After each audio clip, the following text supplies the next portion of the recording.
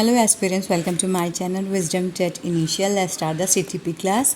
आज की क्लास में सामाजिकरण के चरण एवं कारक देखेंगे स्टार्ट में। उसके बाद कुछ एमसीक्यू सॉल्व करेंगे। मेरी दो चैप्टर की क्लास आ चुकी है सामाजिकरण पर ही, पार्ट 1 पार्ट 2, आज पार्ट 3 देखते हैं हम लोग।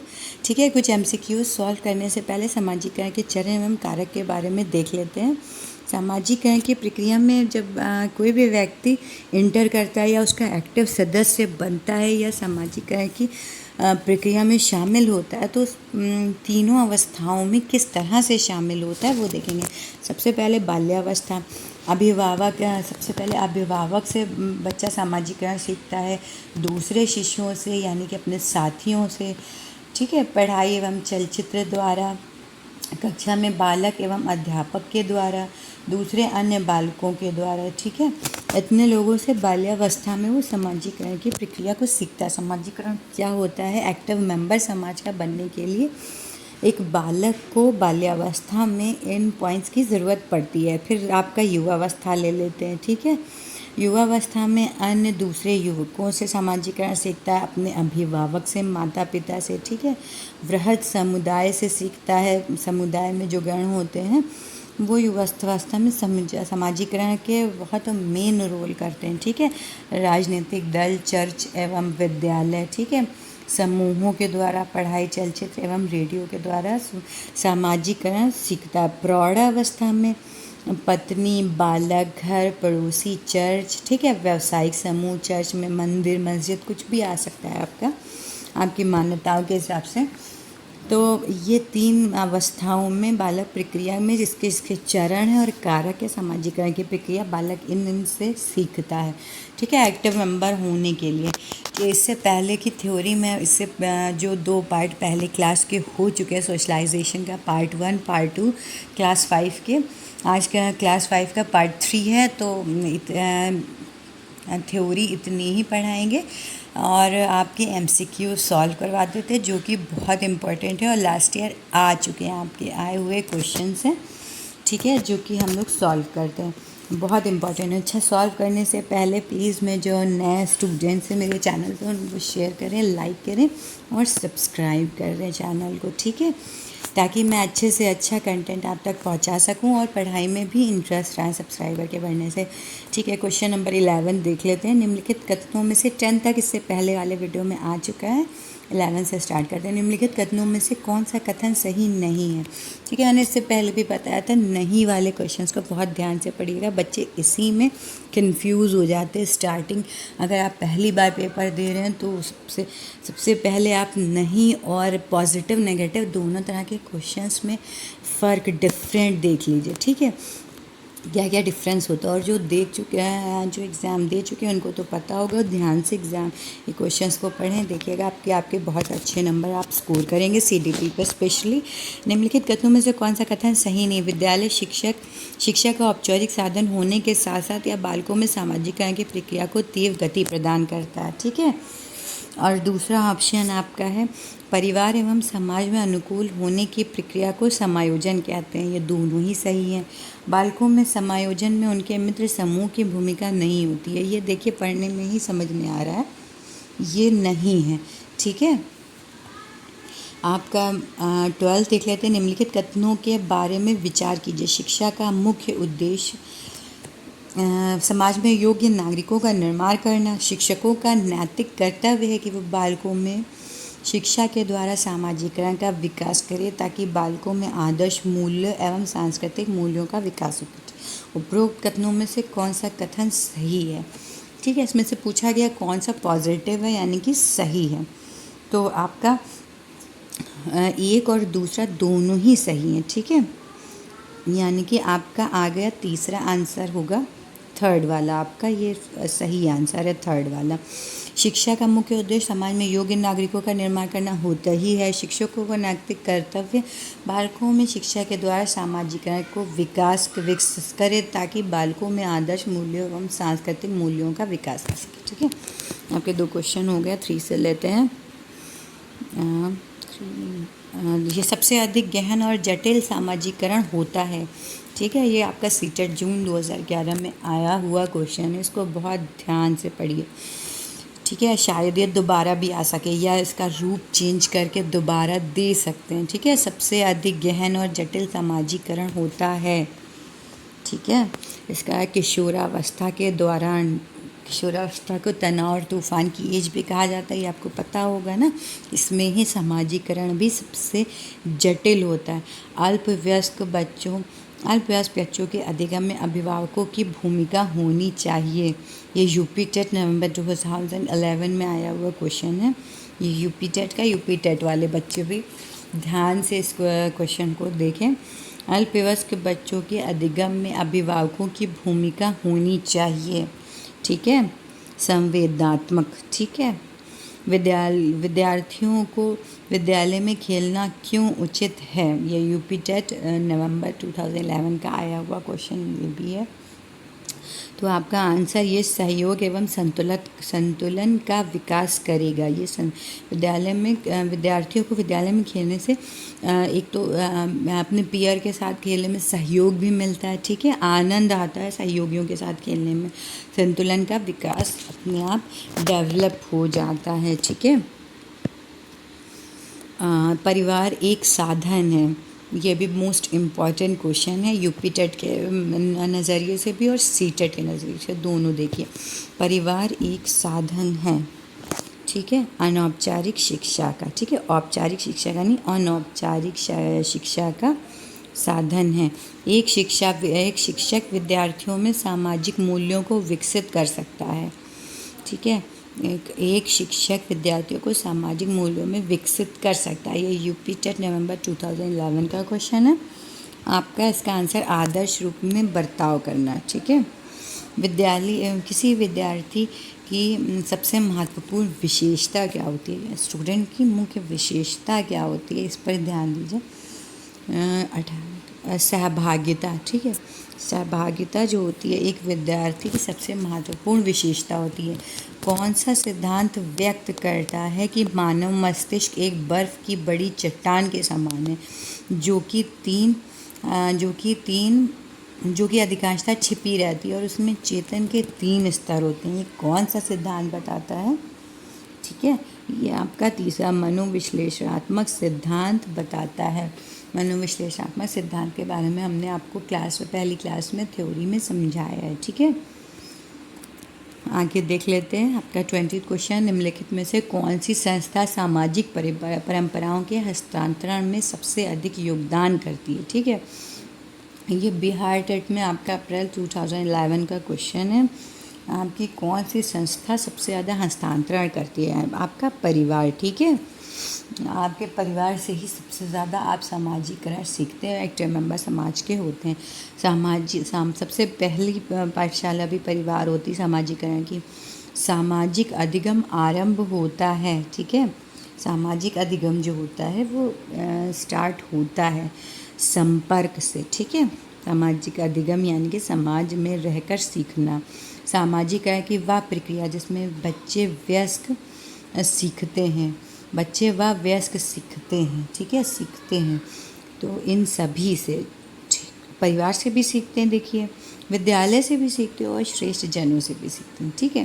तो ये आपके तीनों ऑप्शन ही सही हैं। विद्यार्थियों का साथ संप्रेषण का अर्थ होता है, विद्यार्थियों के साथ संप्रेषण का अर्थ होता है, ध्यान से देखिए, विचारों का आदान प्रदान, ठीक है। संप्रेषण मतलब ही होता है कम्युनिकेशन। शिक्षा के संदर्भ में सामाजिकरण से तात्पर्य है, ये सीटेट जनवरी का आया हुआ क्वेश्चन है। इसका आंसर आपका 4th है, समाज में वातावरण में आकलन एवं समायोजन, ठीक है। इन क्वेश्चंस को मोस्ट इम्पॉर्टेंट क्वेश्चंस हैं, सब सीटेट के आए हुए क्वेश्चन है। आपको जो मैं बता रही हूँ ये आपको चैप्टर वाइज बता रही हूँ, ठीक है। बहुत सारे लोग क्वेश्चन पेपर को सॉल्व करवाते हैं, उससे बच्चे को समझ में नहीं आता है, एस्पिरेंट्स को, कि ये किस लेसन के या किस चैप्टर से हैं। तो ये सोशलाइजेशन के ये क्वेश्चन अलग से हैं जो मैं आपको समझा रही हूँ, ठीक है। तो आप समझ सकते हैं ये सोशलाइजेशन के शिक्षकों को ये सलाह दी जाती है कि वे अपने शिक्षार्थियों को सामूहिक गतिविधियों में शामिल करें, क्योंकि सीखने को सुगम बनाने के अतिरिक्त ये डैश में भी सहायता करता है। ये आपका 12 में आया हुआ क्वेश्चन है। इसमें सामाजिकरण आंसर है आपका। सामाजिकरण है व्हाट इज़ सोशलाइजेशन, ठीक है। सीटेट जुलाई 2013 में आया हुआ क्वेश्चन है आपका। तो समाज के मानदंडों के साथ अनुकूलन, ठीक है, समाज के मानदंडों के साथ अनुकूलन ही आपका सामाजिकरण है। निम्न में से किसका मिलान उचित है? इसमें देखिए मिलान है। सीटेट 2013 में आया हुआ जुलाई का क्वेश्चन है ये आपका। सबसे शारीरिक विकास, वातावरण, संज्ञात्मक विकास, परिपक्वता, सामाजिक विकास, वातावरण, संज्ञात्मक विकास, परिपक्वता, ठीक है। आपका इसमें से थर्ड वाला आंसर बिल्कुल सही है। राइट आंसर इज थर्ड, सामाजिक विकास वातावरण। ये आपका मिलान जो है वो बिल्कुल सही है, ठीक है। सामाजिकरण में सम्मिलित है सांस्कृतिक संचरण डैश। डैश में क्या आप लिखेंगे ये आप देखिए। व्यक्तित्व विद्रोहियों को निरुत्साहित करना, व्यक्तित्व विकास, बच्चों को लेबलों में समायोजित करना, संवेगात्मक संवर्धन, व्यक्तित्व का विकास आपका आंसर है, ठीक है। 28 के बाद हम लोग 29 देखते हैं। जब कभी दो या अधिक व्यक्ति एक साथ मिलते हैं और एक दूसरे को प्रभावित करते तो वो एक कथन सामाजिक समूहों का निर्माण करते हैं। यह कथन किसका है, मतलब किस उसका क्राइटेरिया इसका क्या है इस कथन का? यूपी टेट जून 2013 में आया हुआ क्वेश्चन है आपका। इसका आंसर दूसरा वाला ये सत्य है, ठीक है। आंशिक रूप से भी नहीं सत्य है, कदाचित सत्य, असत्य, सत्य कहेंगे इसको, ठीक है, सत्य। चेस और तथा कार्ड को निम्न में से किसमें वर्गीकृत किया जा सकता है? लड़ाई वाले खेल, बौद्धिक खेल, प्रायोगिक खेल और गतिमान खेल। ये भी यूट्यूब टेट में आया हुआ क्वेश्चन है, इसको पढ़ने से ही समझ में आ रहा है बौद्धिक खेल है, ठीक है। बच्चों में अच्छे चरित्र के निर्माण के लिए क्या आवश्यक है? यूपी टेट नवंबर 2013 में आया हुआ क्वेश्चन है, ठीक है। तो आपका कक्ष गतिविधियाँ इस प्रकार से हों जो बच्चों को चरित्र निर्माण में सहायता मिल सके, ठीक है। ये आपका राइट आंसर है। सामाजिकरण के संदर्भ में विद्यालयों के पास प्रायः एक प्रच्छन्न पाठचर्या विद्यमान रहती है जिसमें निहित है, क्या निहित है ये देखते हैं हम लोग। सीटेट फैब 2014 में आया हुआ क्वेश्चन है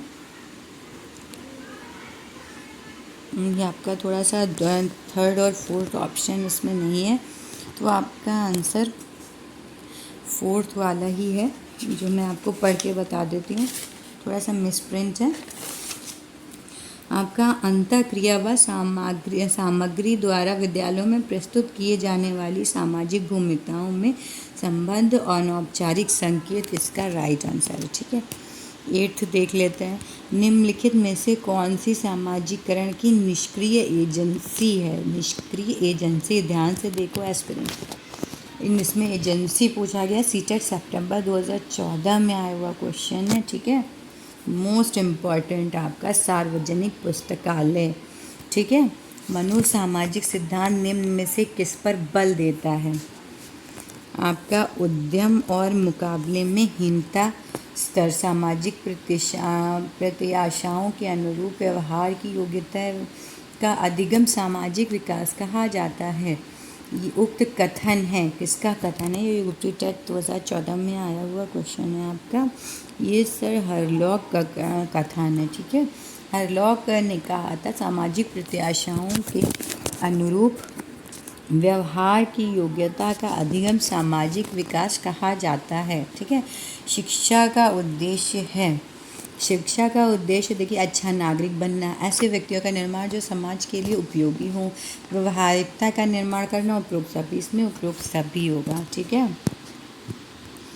आपके नेक्स्ट क्वेश्चन देख लेते हैं। शिक्षा का उद्देश्य है, ठीक है, अच्छा नागरिक बनना, ऐसे, ठीक है, इसमें उपरोक्त सभी है। रिपीट हुआ क्वेश्चन। निम्नलिखित में से कौन सा बच्चों के सामाजिकरण के प्रगतिशील मॉडल के संदर्भ में सही नहीं है? ये भी सीटेट का आया हुआ क्वेश्चन, जो कि आपका 2015 में आया हुआ क्वेश्चन था।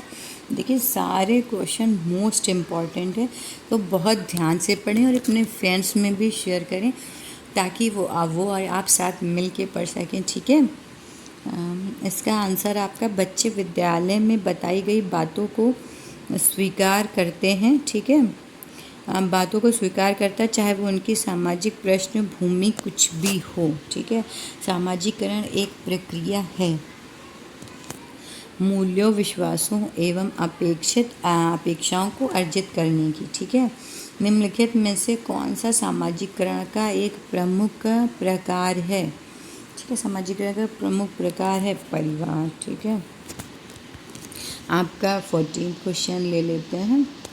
जनसंचार माध्यम सामाजिकरण का एक महत्वपूर्ण माध्यम बनता जा रहा है, जिनमें से कौन सा सबसे उपयुक्त कथन है? यह आपका सितंबर 2015 का आया हुआ क्वेश्चन है।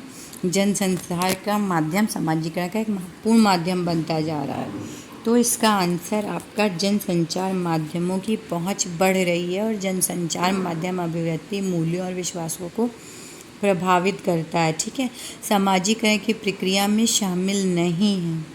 क्या आपका शामिल नहीं है, ये पूछा गया। ठीक है, ये भी आया हुआ क्वेश्चन है। आनुवांशिक संचरण। ठीक है, इस आनुवांशिकता से सामाजिकरण पे कोई भी प्रभाव नहीं पड़ता, शामिल नहीं है। बाकी 3 शामिल है। कौशलों का अर्जन, एक संस्कृति की रीतियों और मानदंडों को सीखना, मूल्य में विश्वासों का अर्जन, ये सब इसमें शामिल हैं। ठीक है, बच्चों के सामाजिकरण में परिवार डैश की भूमिका निभाता है। ठीक है, आपका मुख्य भूमिका परिवार ही निभाता है। आपको समाज का एक्टिव मेंबर होने में मुख्य भूमिका आपका परिवार निभाता है। पहली क्लास भी सामाजिकरण की परिवार ही होती है। ठीक है, कुछ क्वेश्चन देखिए, पढ़े बिना भी आप ध्यान से सॉल्व कर सकते हैं। सीटेट के बहुत ज़्यादा टफ क्वेश्चंस नहीं आते हैं, पर लेकिन उनको ध्यान से पढ़कर आप करेंगे तो आप अच्छे स्कोर कर सकते हैं। ठीक है, बाकी आप मेरी क्लास देखिए। फ्रॉइड के अनुसार यूपी टेट में आया हुआ क्वेश्चन है, फ्रॉइड ने इनमें से कौन सा कथन कहा है? ठीक है, विस्मरण व प्रवृत्ति है जिसके द्वारा दुखद अनुभवों को स्मृति से अलग कर दिया जाता है। ये फ्रॉइड के अनुसार कहा गया स्टेटमेंट है। ठीक है, विकास के मनोसामाजिक सिद्धांत का प्रतिपादन डैश ने किया था? एरिक्सन ने किया था। विकास के मनोसामाजिक सिद्धांत का प्रतिपादन एरिक्सन ने किया था, जो कि मैंने आपको पहली क्लास में या दूसरी क्लास में थ्योरी जब मैं समझा रही थी तो मैंने आपको बताया था। देख लीजिएगा मेरी पार्ट 2 क्लास 5 का, तो आपको ये मनोसामाजिक सिद्धांत किनका है तो आपको समझ में आ जाएगा। डैश के अनुसार इदम, अहम और पराअहम व्यक्ति के 3 घटक है। ठीक है, ये भी पढ़ाया हुआ है मैंने आपको थ्योरी में, सब पढ़ाया हुआ है। एक बार आप इससे पहले वाले पार्ट इस वीडियो के देख लेंगे तो आपको ये सॉल्व करने में बिल्कुल भी परेशानी नहीं होगी। ठीक है, फ्रॉइड के द्वारा ये कहा गया था। ठीक है, इदम, अहम और पराअहम व्यक्ति के 3 घटक हैं। ठीक है, ये यूपी टेट का आया हुआ क्वेश्चन है। शिक्षा के संदर्भ में सामाजिकरण से तात्पर्य। ठीक, सामाजिक वातावरण में अनुकूल और समायोजन। ठीक है, ये आपका आंसर है जो कि यूपी टेट में आया हुआ क्वेश्चन है आपका। ठीक है, जितने भी क्वेश्चन मैंने MCQ सॉल्व करवाए हैं वो किसी न किसी एग्ज़ाम के आए हुए हैं और मोस्ट इम्पॉर्टेंट क्वेश्चंस हैं। ठीक है, और ये सामाजिकरण के चरण में कारक स्टार्ट में बताए थे और इससे पहले की थ्योरी मैंने पार्ट 1 और पार्ट 2 में आपको बता चुकी हूँ। इससे सामाजिकरण समझने के लिए तीनों पार्ट्स को ध्यान से देखिए। ठीक है, और मेरे चैनल को शेयर, लाइक, सब्सक्राइब कीजिए। Thank you so much.